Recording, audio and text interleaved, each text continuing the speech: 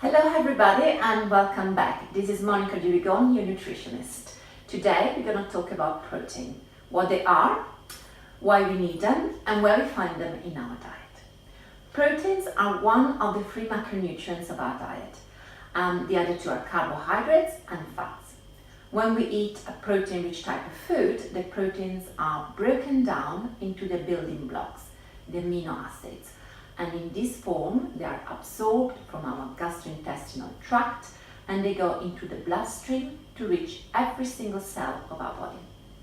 Proteins are very complex molecular structures and their digestion starts in the stomach with the action of hydrochloric acid and pepsin.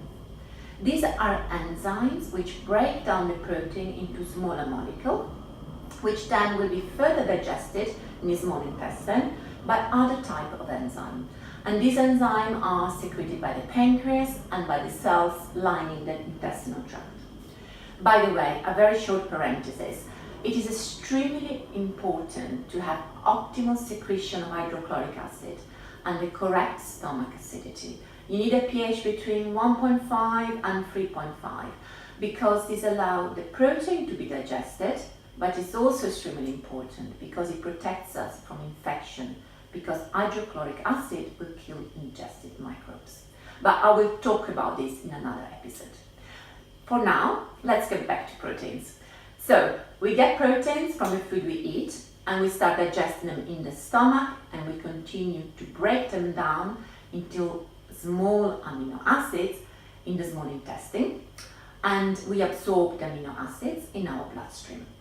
So, why protein are important for our health? Amino acids, so the building block of the proteins, are used for several important functions in the body.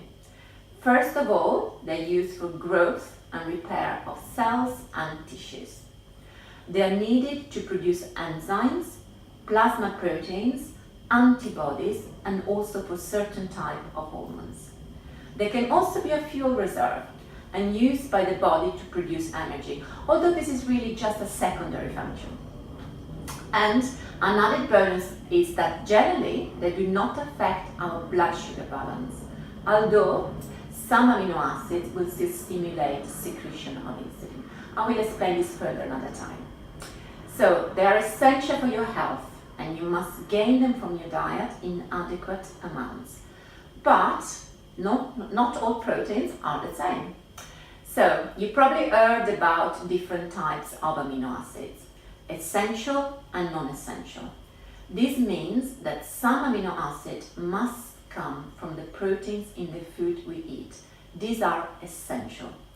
Some other type of amino acids can be synthesized by our body from other type of amino acids and these are called non-essential. It is really important to know this because not all of the essential amino acids are present in all types of proteins, so in all types of foods. But I'll explain you this in a moment. Now, let's see where we get our proteins from the diet.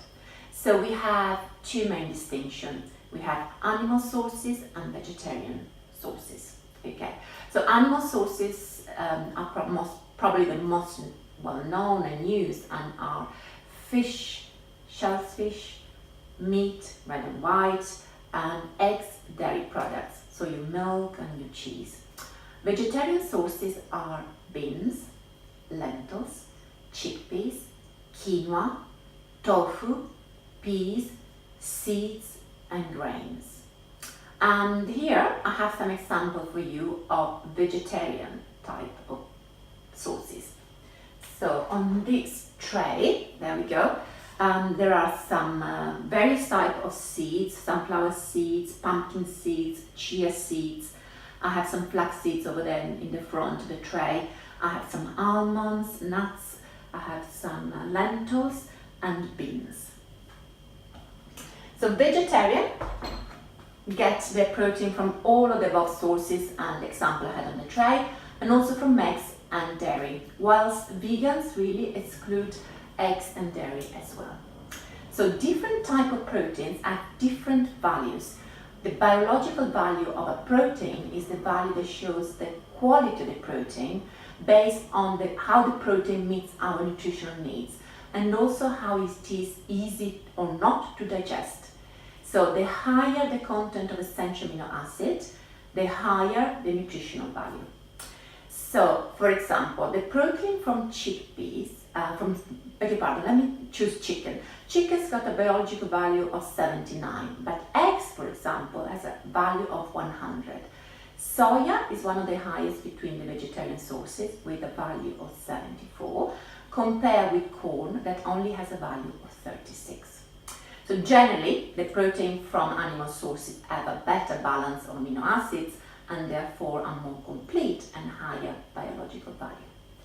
Proteins from vegetarian sources don't always have all the amino acids, and the amino acids which are deficient are called limiting amino acids. So the limiting amino acids, for example, in grains, nuts and seeds is lysine, whilst the limiting amino acids in beans and pulses is methionine. So this is the reason why it's very important, especially in vegetarian and vegan diets, to be aware of this point and to learn how to achieve optimal biological value from your proteins. So this leads me actually to my first tip. So tip number 1, when choosing vegetarian sources of proteins, combine grains with legumes, for example beans, chickpeas, lentils, peas, etc. Like this, you will have a complete spectrum of all the essential amino acids. And tip number 2. So have a variety of protein during the week. Plan your meals in advance. Make sure you have at least 3 meals where you use vegetarian sources of protein. By doing this, you will decrease the amount of saturated fats from your diet, as well as increasing the fiber. So, tip number 3. Have seeds every day. Seeds are particularly high in proteins, and you can obtain 25 grams of protein every 100 grams of seeds. It's phenomenal, really. Have them as part of your snacks with a portion of fruit, or sprinkle on your salad, in your soup, on top of your morning porridge, or put them in your smoothies. So, just a quick recap about today. We have seen what proteins are and why they're important for our health. We've also discussed the biological value of protein and the limiting amino acids, lysine and methionine. Next time, I'm going to talk to you about how much protein we need and give you more information on how much protein you find in each type of food. And we'll also give you some practical example. For now, I thank you very much for listening, and if you have any question, please contact me. You can email me at monica@everydaynutrition.co.uk, or you can visit my website at www.everydaynutrition.co.uk. Thank you very much and goodbye.